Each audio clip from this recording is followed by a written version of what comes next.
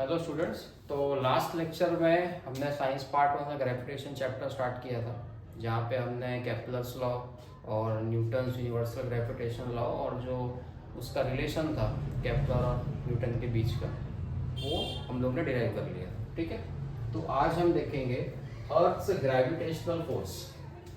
ठीक है, स्टेटमेंट ये है कि अर्थ attracts every object towards itself. मतलब क्या है कि अर्थ जो है वो उसके आसपास के सभी ऑब्जेक्ट पे एक फोर्स लगा रहा है, जिसका सिर्फ एक ही मोटिव है कि अर्थ क्या चाह रहा है कि उसके आसपास जितने भी ऑब्जेक्ट हैं सबके सब उसकी तरफ अट्रैक्ट होने चाहिए।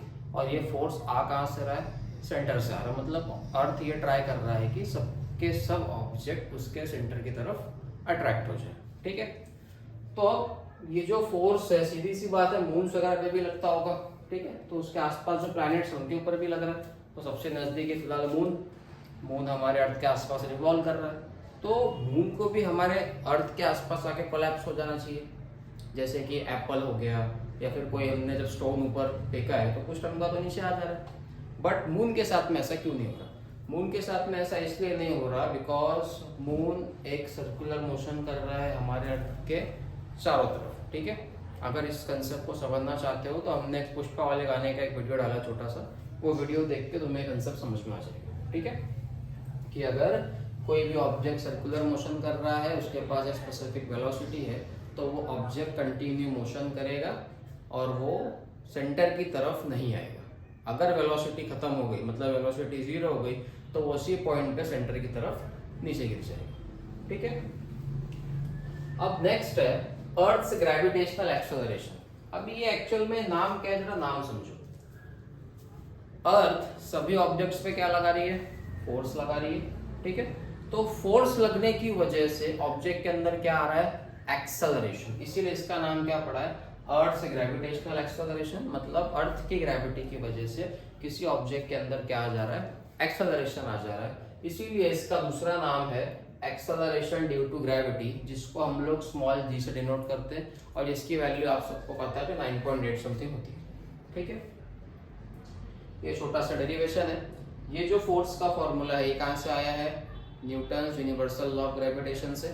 और ये जो है बेसिक फोर्स का फॉर्मूला जो हम 7th स्टैंडर्ड से यूज करते हैं आप। तो अब ये दोनों इक्वेशंस को जब हम इक्वेट करते हैं तो हमें फॉर्मूला मिलता है G equals to capital G into M upon R square. ठीक है, यही फॉर्मूला है जो आपके एक्सेलरेशन ड्यू टू ग्रेविटी की वैल्यू को डिफाइन करता है। ठीक है, तो अब ये तो हो गया G। अब ये जो G की वैल्यू है सब जगह सेम होती है क्या? तो G की वैल्यू कहीं ना कहीं चेंज भी होती होगी। तो उसके लिए हमारे पास 3 स्पेशल केसेस है। सबसे पहला है चेंज अलोंग द सरफेस। अब सरफेस अगर चेंज हो रहा है तो G की वैल्यू भी चेंज होनी चाहिए। जैसे कि आपका जो अर्थ है, अर्थ स्फेरिकल शेप में है क्या? नहीं।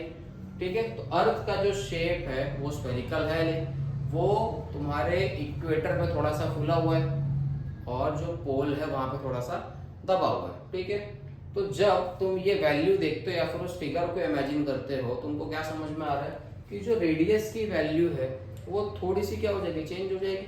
अब अर्थ का रेडियस कितना अज्यूम करते हो? 6400 kilometre.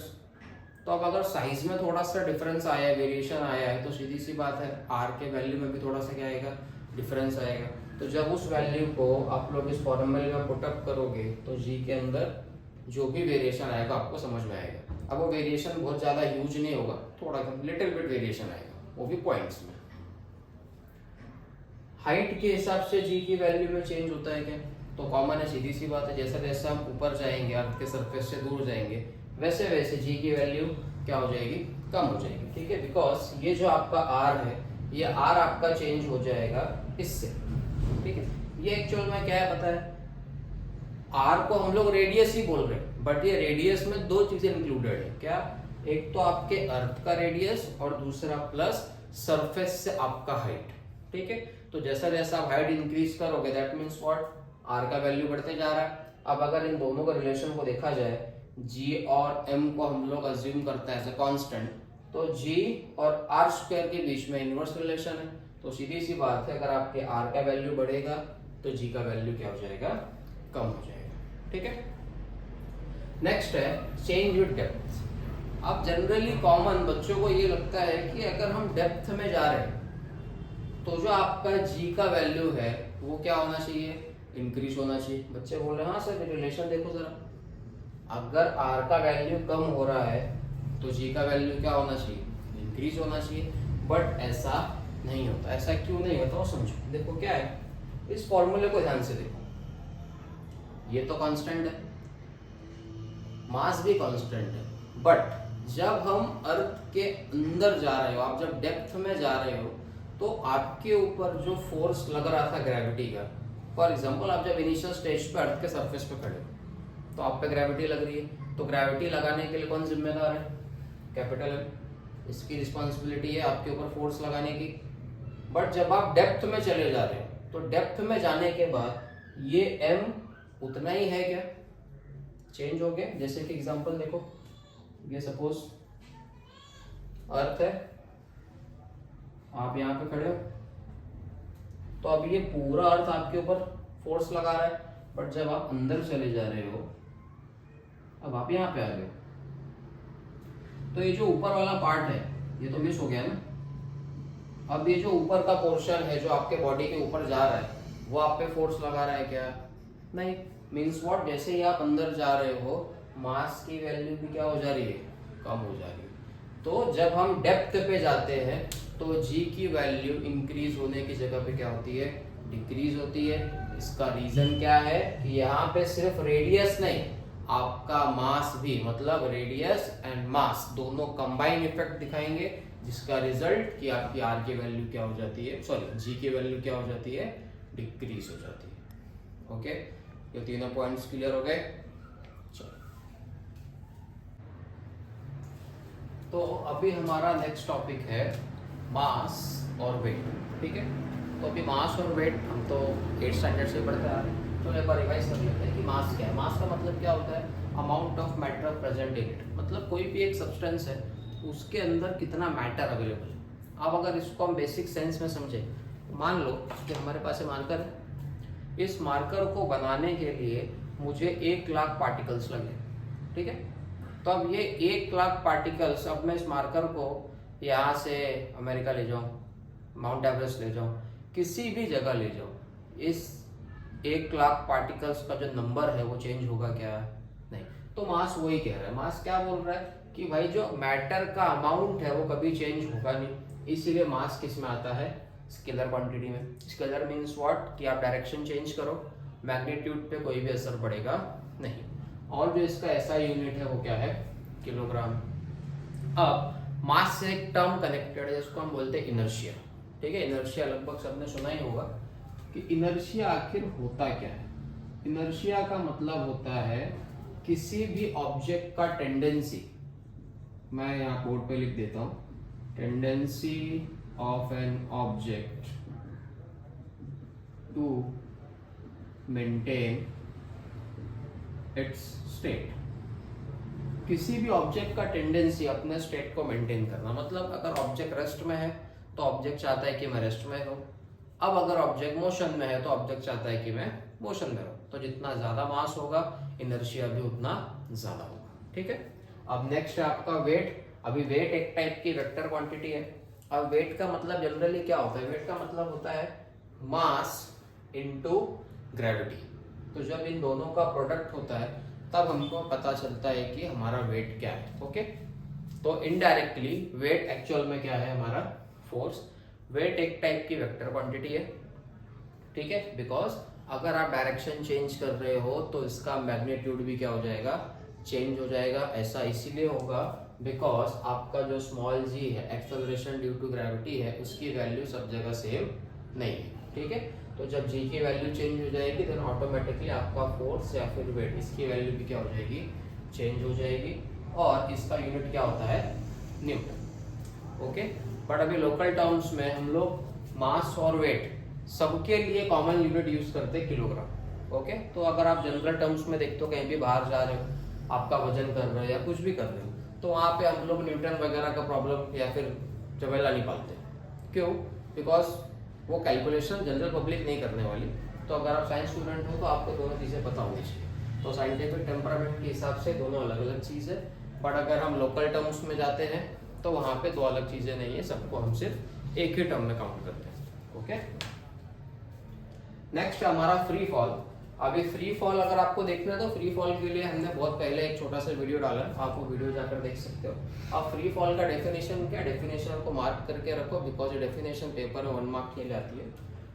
Whenever an object moves under the influence of gravity alone, मतलब कोई भी ऑब्जेक्ट जब ऊपर से नीचे आ रहा है तो उस पे ग्रेविटी के अलावा दूसरा कोई फोर्स नहीं लग रहा। मीन्स व्हाट, अगर ये मार्कर है, इस मार्कर को अगर मैं छोड़ दूं तो ये नीचे गिर जाएगा।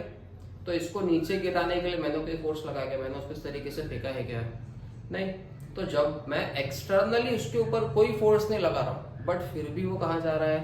नीचे जा रहा है। मतलब सिर्फ ग्रेविटी की वजह से कोई भी ऑब्जेक्ट कहाँ जा रहा है? नीचे, अर्थ के सेंटर की तरफ जाने का ट्राई कर रहा है। उसी को हम क्या बोलते हैं? फ्री फॉल बोलते हैं। तो फ्री फॉल में आप सबको एक चीज याद रखनी है कि फ्री फॉल में आपने इनिशियल कोई फोर्स अप्लाई किया क्या?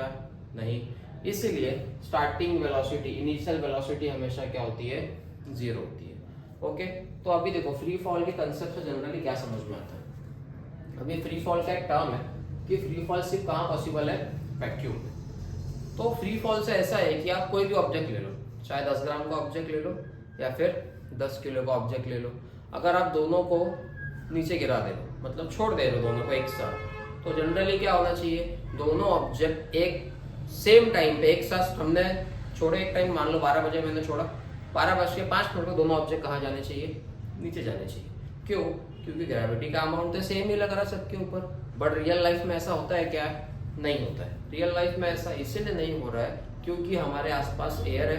एयर की वजह से फ्रिक्शन कॉज होता है, जिसकी वजह से आपकी वेलोसिटी कहीं ना कहीं थोड़ी सी क्या होने वाली है?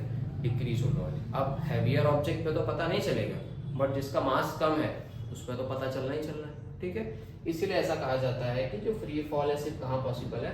वैक्यूम में। बिकॉज उस टाइम पे सिर्फ ग्रेविटी ही आपके ऊपर वर्क करती है, दूसरा कोई भी एक्सटर्नल फोर्स आप पर वर्क नहीं करता। तो जो हमारे काइनेमेटिकल इक्वेशंस है, अगर फ्री फॉल की बात करें तो कुछ इस तरीके से चेंज हो जाते हैं। ये तीनों इक्वेशंस में सिर्फ एक ही चीज की है हमने, जो हमारी इनिशियल वेलोसिटी है, सारे टर्म्स को हमने क्या कर दिया है? 0 कर दिया है। ओके, अब एक बहुत इंपॉर्टेंट चीज, जब भी आप कैलकुलेशन करते हो तो कैलकुलेशन करते टाइम बच्चों को कंफ्यूजन होता है जी के साइन का। ठीक है, अब देखो साइन, पहली बात तो हम क्यों ऐसा चेंज करके लिखते हैं? चेंज करके लिखने का रीजन ये है कि कोई भी एक केस है, आपने ऑब्जेक्ट को लिया, ऊपर फेंक दिया, मैंने देखा, आपको पता है, but whenever you are solving numericals या फिर आप किसी को एक इक्वेशन प्रोवाइड करके दे रहे हो, आपके पास कोई थ्योरेटिकल डेटा नहीं है, सिर्फ ये इक्वेशन, मान लीजिए सिर्फ आपके पास ये इक्वेशन है, तो इस इक्वेशन में आप कैसे इन्फॉर्म करोगे सामने वाले पर्सन को कि हाँ भाई आपका ऑब्जेक्ट या तो ऊपर जा रहा है या तो नीचे जा रहा है? तो उसके लिए हमको यूज करना पड़ता है साइन। अब अगर आप ग्रेविटी के अगेंस्ट जा रहे हो, मतलब ऊपर की तरफ जा रहे हो, तो जी का साइन क्या हो जाता है? नेगेटिव। अगर आप ग्रेविटी के डायरेक्शन में ही जा रहे हो, मतलब आप नीचे जा रहे हो, तो आपका जी के साइन में कोई भी चेंज आएगा नहीं। ओके, इसमें सिर्फ साइन का चेंज आता है और मैग्नीट्यूड में कोई भी फर्क होता नहीं है। ठीक है, तो ये इंपॉर्टेंट नोट था जो आपको जब आप न्यूमेरिकल सॉल्व करते हो तब ध्यान में रखो। ओके, तो बच्चों अब हमारा अगला टॉपिक है ग्रेविटेशनल पोटेंशियल एनर्जी। ठीक है, तो फिलहाल के लिए ग्रेविटेशन को भूल जाते हैं, पोटेंशियल एनर्जी क्या है वो देखते हैं। अब 9th में आप लोगों ने पढ़ा है कि पोटेंशियल एनर्जी का मतलब क्या होता है? किसी भी ऑब्जेक्ट की वो एनर्जी जो उसकी पोजीशन की वजह से आती है। 2 टाइप की एनर्जी पढ़ी है हमने, एक होता है पोटेंशियल और एक होता है काइनेटिक। काइनेटिक का मीन मतलब क्या है कि वो एनर्जी जो आपको मोशन की वजह से मिल रही है, और पोटेंशियल का मतलब क्या है? जो पोजीशन की वजह से मिल रही है, जिसका फॉर्मूला आपने बचपन में पढ़ा है, mgh, 9th में पढ़ के रखा है। तो अगर आपका ऑब्जेक्ट सरफेस पे है, दैट मीन्स व्हाट? h की वैल्यू क्या हो गई? 0। तो पोटेंशियल एनर्जी भी क्या हो जाती है? 0। अब ऐसा अज्यूम करते हैं कि एक ऑब्जेक्ट है जो ऊपर जा रहा है, ऊपर जा रहा है, ऊपर जा रहा है, ऊपर जा रहा है, मतलब इनफाइनाइट डिस्टेंस पे पहुंच गया। अब जब वो इनफाइनाइट डिस्टेंस पे पहुंच गया है तो हमने अभी वेरिएशन इन जी पढ़ा था, तो उसमें हमने क्या देखा कि अगर कोई भी ऑब्जेक्ट इनफाइनाइट डिस्टेंस पे चला गया है तो जी की वैल्यू क्या होगी? 0। तो वहां पे पोटेंशियल एनर्जी को क्या अज्यूम करेंगे, जीरो। भाई जब जी की वैल्यू ही जीरो हो गई है तो सीधी सी बात है पोटेंशियल भी क्या हो गया, जीरो हो गया। इसीलिए हम लोग क्या अज्यूम कर रहे हैं कि जो छोटे छोटे डिस्टेंस है जिसमें हाइट की वैल्यू रेडियस से क्या है, कम है, वहां पे जो आपकी पोटेंशियल एनर्जी होती है वो लेस देन जीरो होती है, मींस नेगेटिव होती है। नेगेटिव क्यों बोल रहे हैं हम लोग, क्योंकि पोटेंशियल एनर्जी मतलब पोजीशन की वजह से आने वाली एनर्जी। अब पोजीशन आपकी सरफेस पे तो होगी नहीं, एक स्पेसिफिक हाइट पे होगी। तो जब आप हाइट पे जा रहे हो मींस व्हाट, आप ग्रेविटी को अपोज कर रहे हो। इसकी वजह से एनर्जी में कौन सा साइन आया है, माइनस का साइन आया है। तो अब ये फॉर्मूला देख के डरना नहीं है, कोई नया फॉर्मूला नहीं है, कि यही वाला फॉर्मूला है। मास है, जी जो है, जी की वैल्यू डिराइव की थी हमने, G M, capital G into capital M upon R square. तो उस आर की जगह पे आया आर प्लस एच, और इस एच की जगह पे भी आर प्लस एच, नीचे स्क्वायर था इसलिए एक टर्म कैंसिल हो गया और आपको ये फॉर्मूला मिला। ठीक है, नेक्स्ट टॉपिक है स्केप वेलोसिटी। स्केप वेलोसिटी का मतलब, स्केप का मतलब क्या होता है, भाग जाना। ठीक है, तो अब डेफिनेशन मार्क करके रखना, डेफिनेशन इंपॉर्टेंट है। क्या है, the velocity required to overcome the downward pull by Earth. एक ऐसा वेलोसिटी जो अर्थ का जो डाउनवर्ड पुल है उसको ब्रेक करके भागने में आपकी क्या कर रहा है, हेल्प कर रहा है। उसी को हम लोग क्या बोलते हैं, स्केप वेलोसिटी बोलते हैं। ठीक है, तो जैसे कि कोई भी ऑब्जेक्ट ऊपर जा रहा है तो आफ्टर स्पेसिफिक टाइम उसकी वेलोसिटी क्या हो जाती है, जीरो हो जाती है, और ऑब्जेक्ट कहाँ आ जाता है, नीचे आ जाता है। तो इसका मतलब अगर आपको अर्थ की ग्रेविटेशनल फील्ड को तोड़ के बाहर जाना है, स्पेस में जाना है, तो आपको एक स्पेसिफिक अमाउंट की या फिर एक स्पेसिफिक वैल्यू की वेलोसिटी लगेगी। तो वो जो वेलोसिटी होती है उसको हम लोग क्या बोलते हैं, स्केप वेलोसिटी। ठीक है, तो स्केप वेलोसिटी की वैल्यू है 11.2 किलोमीटर पर सेकेंड। ये वैल्यू जरा ध्यान में रखना, एमसीक्यूज में कभी कभार आ जाता है कि स्केप वेलोसिटी की वैल्यू क्या है। ठीक है, और आपके बुक में नीचे एक सेक्शन दिया हुआ है कि जो एनर्जीज है, काइनेटिक एनर्जी, पोटेंशियल एनर्जी और टोटल एनर्जी। तो देखिए कैसा है, सरफेस पर हो आप, सरफेस के आसपास हो तो आप काइनेटिक कैलकुलेट कर लोगे, पोटेंशियल कैलकुलेट कर लोगे। तो जब काइनेटिक पोटेंशियल दोनों मिल जाएगा तो आप टोटल भी निकाल लोगे। बट जब आप इनफाइनाइट डिस्टेंस पे हो तो पोटेंशियल क्या हो गया, जीरो। अब इनफाइनाइट पे हो तो काइनेटिक तो वैसे ही काउंट नहीं होगी, तो काइनेटिक भी क्या हो गई आपकी, जीरो होगी। ठीक है, तो जब दोनों जीरो हो जा रही है तो टोटल भी क्या हो गया, जीरो। ठीक है, मतलब इनफाइनाइट के लिए हम वैल्यूज को क्या कर लेते हैं, अज्यूम, जीरो अज्यूम कर लेते हैं। और जो फाइनाइट डिस्टेंस जिसको हम देख पा रहे हैं, विजुलाइज कर पा रहे हैं सामने, तो मेजर कर पा रहे हैं उसको, उसके लिए हम लोग कैलकुलेशन करके वैल्यूज को निकाल सकते हैं। ठीक है, फिलहाल वैसे तो एग्जाम में आता नहीं है। तो ये फर्स्ट चैप्टर का रिवीजन हमने पूरा कर लिया है। इसी तरीके से साइंस 1 और साइंस 2 के सारे चैप्टर्स के पूरे वीडियोस आपको मिलेंगे, वन शॉट रिवीजन रहेगा पूरा, और सारे चैप्टर्स के आपको इम्पोर्टेंट क्वेश्चंस दिए जाएंगे। ठीक है, जिसके लिए मैं टेलीग्राम चैनल बना रहा हूँ, उस टेलीग्राम चैनल पे हर एक चैप्टर के जो इम्पोर्टेंट क्वेश्चंस हैं वो आपको प्रोवाइड किए जाएंगे। ठीक है, तो वीडियो के डिस्क्रिप्शन में आपको लिंक मिल जाएगा टेलीग्राम का, आप वो लिंक पे जाके चैनल को ज्वाइन करो, और जो भी इम्पोर्टेंट क्वेश्चंस होंगे, सिर्फ साइंस के नहीं, सारे सब्जेक्ट्स के, वो आपको वहाँ पे मिल जाएंगे। ठीक है, थैंक यू।